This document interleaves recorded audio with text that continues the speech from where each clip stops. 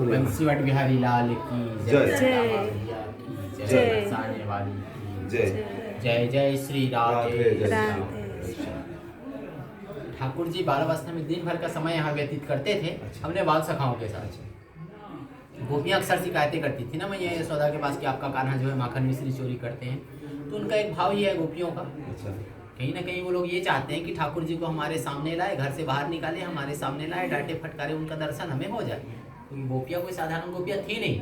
बंसीवट का नाम सुनते ही हम सबके दिमाग में एक चीज जरूर चलने लगता है कि कहीं ना कहीं हमें बांसुरी का आवाज सुनाई पड़ेगा, ऐसा आभास होता है। लेकिन हकीकत बात यह है, हम चिंतन करना भूल जाते हैं, हम ये सोचना भूल जाते हैं कि ठाकुर जी ने बांसुरी बजाई किसके लिए?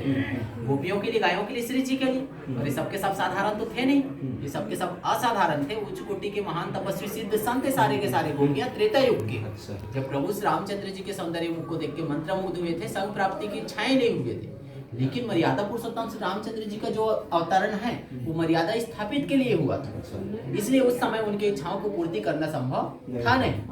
उन्हीं की इच्छाओं को पूर्ति करने के लिए ठाकुर जी ने द्वापर में दिव्य और भव्य कार्यक्रम रखा महाराज का। तो स्थल जो है महाराज स्थल है। जहाँ जहाँ ठाकुर जी ने गोपियों के साथ भ्रमण किए वो रास हुआ। लेकिन जब महादेव आके जिसमें शामिल हो गया गोपी बन के, वो महारास हो गया। वो महारास स्थल यही है जो शरद पूर्णिमा के रात हुआ था। 6 साल से लेकर 95 साल तक की गोपियां शामिल हुई थी, लाखों की संख्या में गोपियां शामिल हुई थी, वो जगह यही है। अब मैया यशोदा जब गोपियां जो है मैया यशोदा के पास शिकायतें करती थी कि आपका कान्हा जो है माखन मिश्री चोरी करते हैं, तो मैया यशोदा एक दिन लल्ला का हाथ पकड़ के पूछ लेती है कि लल्ला तू सच्चे सच्चे बताइए, तू सच में किसी के यहाँ जाके चोरी करते हो, वो भी माखन मिश्री का? जबकि हमारे यहाँ भंडार भरा पड़ा माखन मिश्री का, तुम्हें जरूरत क्या दूसरे के यहाँ जाके चोरी करने की? ठाकुर जी के अष्ट सखाओं में से एक सखा थे सूरदास जी। सूरदास जी के पद के हिसाब से ठाकुर जी अपना पक्ष रखते, कहते मैया भोर भयो गई अन के पीछे मधुबन मोहे पठायो, 4 पहर बंसीवट भटक्यो सांझ पर डरायो, मैया मोरी मैं नहीं माखन खायो। मैया दिन भर में 4 पहर का समय होता है और वो 4 पहर का समय हम बंसीवट में व्यतीत करते हैं। सुबह 6 बजे से लेकर शाम 6 बजे तक हम बंसीवट में रहते हैं। अब शाम को आदमी थके हारे आएगा, भोजन प्रसादी पा के मैया कहीं ना कहीं आराम करेगा। रात को किसी के यहाँ जाके चोरी करेगा नहीं, और वो भी माखन मिश्री का। जबकि माखन मिश्री का भंडार हमारे यहाँ भरा पड़ा है, 9-9 लाख गायें हमारे यहाँ है। हमें कमी किस बात की कि हम दूसरे के यहाँ जाके बात चोरी करेंगे? तो सबरे गोपियां झूठ बोलती है, नंबर 1 की झूठी बोलते हैं। मैया आज के बोलती है सही बात है बेटा, हरिश्चंद्र का जन्म तो मेरे घर में हुआ है, तू ही एक सच्चा, बाकी सबरे गोपियां झूठे हैं। अच्छा। ठाकुर जी को और चिढ़ा जाता है। ठाकुर जी कहते मैया आप कितनी भोली भाली हो, आपको सबके ऊपर भरोसा है, लेकिन आपको अपने कान्हा के ऊपर भरोसा नहीं है। जब आपको मेरे ऊपर भरोसा नहीं है ना मैया, मैं आपके घर में रहूंगा नहीं। ये पकड़ो अपना बांसुरी, आपका छड़ी, 9 लाख गाय को संभालने के लिए वो संभालता रहेगा। जा रहा हूँ घर छोड़ो, नखरे बड़े ठाकुर जी।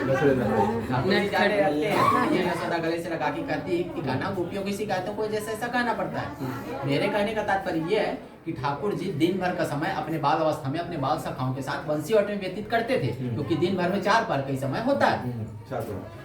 गोचारण के दौरान कभी कभी इस वट वृक्ष के नीचे बैठ के ठाकुर जी अपने बाल सखाओं के साथ भोजन प्रसादी पा लिया करते थे, जिसकी वजह से मान्य जाता है साधु संतों को भोजन कराने से अक्षय फल की प्राप्ति होती है। गाय जब दूर चली जाती थी, ठाकुर जी उनको बुलाने के लिए, गोपियों को रिझाने के लिए इस वट वृक्ष के ऊपर बैठ के बांसुरी बजाया करते थे, जिसके वजह से ही क्षेत्र का नाम पड़ा बंसीवट। वट मतलब बरगद का पेड़ होता है, ये संस्कृत का ही शब्द है।